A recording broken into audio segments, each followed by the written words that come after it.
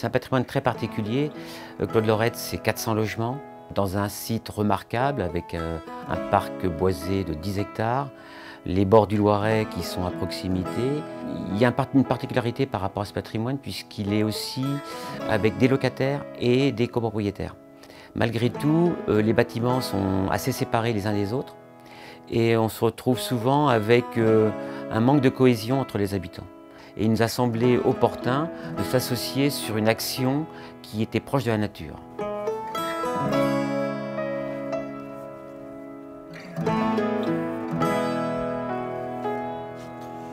Bonjour.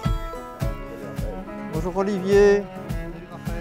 Bonjour Michel, qu'est-ce que tu fais là? Si vous êtes d'accord, on va vous habiller, puis vous allez pouvoir visiter une ruche.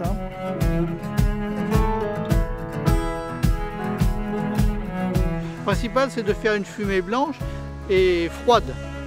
Parce que bien sûr, il n'est pas question de brûler nos abeilles, parce que nous les protégeons. Vous avez la partie basse ici, c'est ce qu'on appelle le corps de ruche, donc c'est la maison d'habitation. Cette partie-là, c'est la vie des abeilles, c'est-à-dire l'élevage, la reproduction. C'est là où la reine pond ses œufs, environ 2000-2500 par jour, en pleine saison l'été.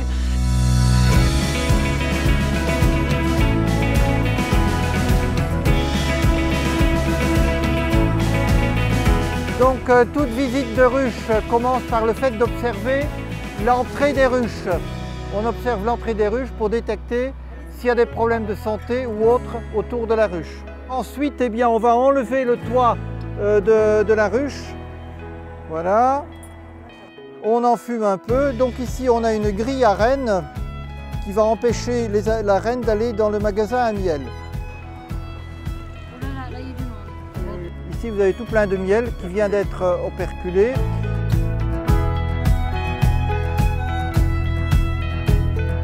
Le bailleur social nous a proposé de constituer un projet et ensuite, eh bien, nous avons constitué ensemble un dossier qui à destination du Fonds d'innovation sociale. Cette subvention nous a permis d'acquérir en particulier les 5 ruches, les colonies, les abeilles qui vont avec, d'acquérir un extracteur, un bac à désoperculer inox de grande qualité.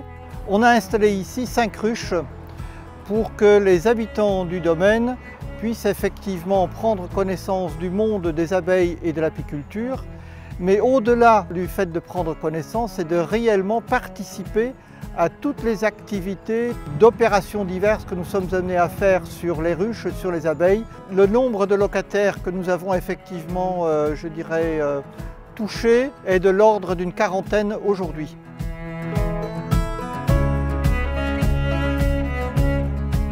Alors cet après-midi, nous faisons une visite des ruches avec des personnes de l'abeille olivetaine et puis ensuite ouverture de toutes les ruches pour vérifier l'état de santé des colonies, vérifier s'il y a effectivement une reine, s'il y a bien présence d'élevage.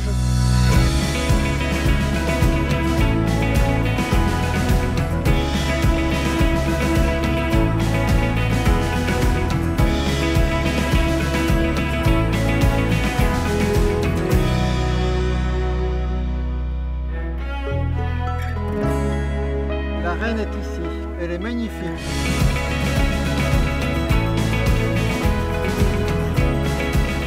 La ville d'Olivet, comme toutes les communes aujourd'hui, accompagne les associations qui sont dynamiques sur son territoire. Donc nous, c'est notre responsabilité d'accompagner des associations comme l'abeille olivetaine pour monter les projets qu'elles montent.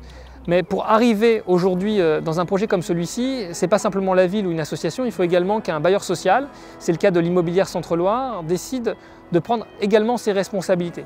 Parce que l'association, elle est à la disposition de partenaires, mais il faut qu'il y ait une démarche sociale avec un accompagnement des résidents, des gardiens. Et c'est tout ce projet-là qui est monté aujourd'hui. Je pense que c'est rare d'avoir des ruches à proximité comme ça. C'est vraiment sympa de pouvoir découvrir ça aujourd'hui. Je viens d'arriver effectivement dans la résidence et je viens de découvrir qu'il existe un rucher. Et ça va me permettre effectivement de rencontrer quelques personnes et de partager. Ça va faire des sujets de conversation, puis ça crée des moments comme celui-ci de convivialité ensemble. C'est fantastique de voir comment vivent ces animaux, ces insectes, comment ils sont organisés autour de la reine et puis après on va se régaler avec le miel fourni. Alors, on a un agenda 21 à Olivet, mais plus généralement la biodiversité, ça dépasse les politiques publiques, c'est devenu un mode de vie. Nos concitoyens ils sont extrêmement sensibles et c'est in fine notre qualité de vie et notre survie en tant qu'espèce humaine qui est en jeu. Il faut qu'on apprenne à vivre différemment et l'abeille olivetaine fait partie des associations qui nous le rappellent au quotidien.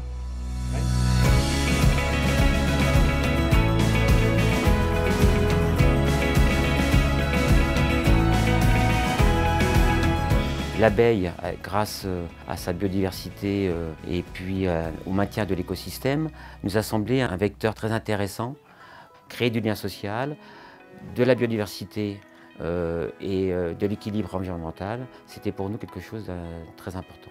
Le Fonds d'innovation sociale a retenu notre action sur 3 ans. C'est important que ça soit sur une durée longue parce que le monde des abeilles est lié aussi à l'environnement météorologique.